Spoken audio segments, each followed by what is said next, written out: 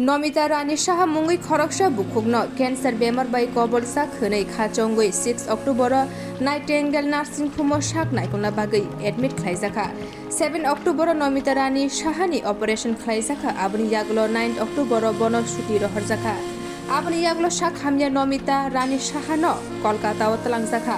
Nightingale nursing home operation खालायजामनि यागलो जरानि बिसिङो रिपोर्ट मान्या सालदक सालजार जरा नासिनि तंगानि नांगौ जरा कदुङो रमै शाक नायखरजाक तंफानो मुंसा बियोप्सि रिपोर्ट मान्या शाक हामया अंजाक नमिता रानी शाहनि मुंसा बियोप्सि रिपोर्ट मान्या अंमाबाय हायना हैतेवासो ऑपरेशन खालायना बागै साजाखा 31 अक्टोबर एबा क्राक सालो शाक हामया नमिता रानी शाहनि नुखुनि बरर जलि जागलाये नाइटेंगेल नार्सिं होम बुसकांगो जलि मुं खुनु लायखा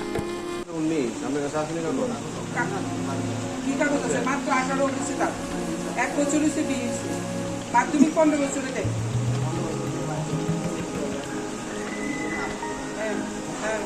তারপরে বউরে যদি না করাতে পারো বউরে যদি না ভালোই বাসতে পারো বিয়ে করো কেন হ্যাঁ এখন কার পাইবা কতদিনে বছর যাক এখন কার পাইবা মেয়ে লোকের উপরে হাত তোলা কথার কথা তুমি হাত তুলছো না কোনো প্রমাণ নেই তুমি হাত তুলছো মেয়েটা মিথ্যা কথা বলতেছো সব তার গালে মারটি কেন মারছে কিসের দাগ কিসের দাগ তুমি না ওর স্বামী তুমি ওকে কতটুকু দেখভাল করছো হ্যাঁ ওর বাপের বাড়িতে 11টার সময় জানছে যে তার গায়ে আগুন লাগছে রাত্রে কবিরা যে মোবাইলটার সঙ্গে গেছিল না ফোন করতে কতক্ষণ লাগে গাড়িতে ফোন করা যায়নি আর কেউ ফোন করতে পারে না গাড়ি চালালেও ফোন করা যায় বাড়িতে ঘরে রেখে এসো হসপিটাল আসে কোনো কিছু করছো না সর্বদিক দিয়ে তুমি প্যাচে পড়ে গেছো কারণ এভাবে একটা মহিলার উপরে যদি অত্যাচার আমরা দিনান্তে প্রশ্ন দিয়ে থাকি তাহলে আগামী দিনে এগুলো বাড়তে থাকে তোমরা জানো না আমাদের সরকার বর্তমান সরকার মহিলাদের উপরে যারা অত্যাচার করে তাদেরকে কোনো রকমভাবে নিস্তার দেয় না হ্যাঁ কারণ প্রত্যেক ঘরে মা বোনরা আছে প্রত্যেক ঘরে আজকে মহিলাটা 7 মাসের প্রেগনেন্ট তুমিও তো তোমার মার ঘরে সন্তান তার গর্ভে একটা সন্তান তুমি কি চিন্তা করছো হ্যাঁ তুমি জানো আইন এখন কি কঠিন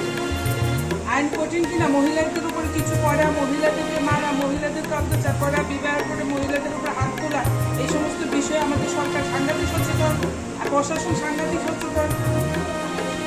তো এই এত কিছু জানি এত কিছু বুঝছে কেন এইভাবে বলো তোমার যদি বউ ভালো না লাগে তুমি ছেলে তো বলো বউ যেগুলো বল নিজের পথে তাকে মারার অধিকার তো তোমার নাই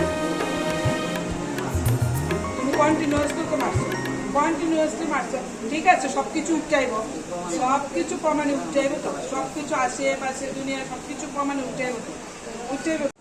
আমরা সত্যি আজকে এই জিবি হসপিটালে আসার পর একটা মর্মান্তিক ঘটনা সাক্ষী হলাম কারণ সারাদিন মিডিয়ার মাধ্যমে বা সংবাদপত্রের মাধ্যমে আমরা অবগত হতে পেরেছি এরকম একটা নির্যাতনের ঘটনা যে ঘটনাটা নাকি উদয়পুরের আরকে নগরে মেয়েটার শ্বশুরবাড়ি এবং বাপের বাড়ি অমরপুর তো লক্ষ্মী পুজোর দিন ওর শাশুড়ি ওকে ওর গায়ে আগুন লাগিয়ে দেয় বিভিন্ন কারণ নিয়ে ঝগড়াঝাটির পর ওর গায়ে আগুন লাগিয়ে দেয় স্বামী পর মুহূর্তে আসে কিন্তু পর মুহূর্তে আসার পর ওর মুখ থেকে যা শুনলাম যে স্বামীও ওকে এই অবস্থায় প্রচণ্ড অগ্নিদগ্ধ অবস্থায় মানে 50% তার শরীর পুড়ে গেছে সেই অবস্থায় তার স্বামীও তাকে মারধর করে তো তারা এতটাই ফ্যামিলিগত মেয়েটা উইক যে মেয়েটা বাড়ি থেকে এখনো পর্যন্ত কোনো এফআইআর করা হয়নি তো মেয়েটা চাইছে যে আমি এফআইআর করতে চাইছি এবং আমি ওই স্বামীর গোল করবো না কারণ আমাকে বাঁচতে হবে আজকে 50% আমার পুড়েছে আগামী দিন হয়তো আমি 100% পুড়ে যাব কারণ আমাকে প্রতিনিয়ত নির্যাতন করা হয় তো আজকের এই ঘটনা তো অবশ্যই মর্মান্তিক এবং বেদনাদায়ক ঘটনা যেটা আমাদের কি বলবো যে এই সময়ে আমাদের রাজ্যের কলঙ্কই বলবো এবং আমাদের মহিলাদের নারী জাতির কলঙ্ক নারী জাতির জন্য এটা বিশাল একটা বিষয় তা আমি আজকে এই ঘটনার পর অবশ্যই আবার এই কথাটা অবশ্যই বলবো যে আমরা যারা এখনো ভাবি যে আমাদের মেয়েকে নাবালিকা বয়সে বিয়ে দেওয়া সেই বিষয়টা থেকে সবাইকে উঠে আসতে হবে কারণ নাবালিকা একটা মেয়ের পক্ষে সম্ভব হয় না স্বামীর ঘরকে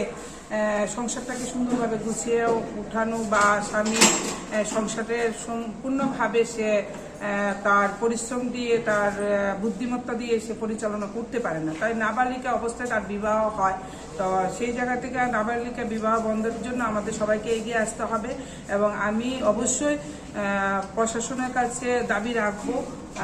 যে এই ধরনের ঘটনার সঙ্গে যারা জড়িত আছে তাদেরকে শাস্তিমূলক দৃষ্টান্তমূলক শাস্তি হোক। কারণ সবাই আমরা জানি, আমরা রাজ্যবাসীরা সবার কাছে, আমাদের রাজ্যের মাননীয় মুখ্যমন্ত্রীর অলরেডি বার্তা আমাদের সবার কাছে আছে যে এই ধরনের নারী সংক্রান্ত কোনো ঘটনা কাউকে ছাড়া হবে না। সে যে দলেরই হোক না কেন বা যে পার্টিরই হোক না, সে যতই প্রভাবশালী ব্যক্তি হোক না কেন, সেই ধরনের ঘটনা শাস্তি অবশ্যই হবে। তো এত আমরাও মহিলা কমিশনের পক্ষ থেকে আমার অলরেডি আমার যিনি ভাইস চেয়ারম্যান ম্যাডামও এসছেন, আমাদের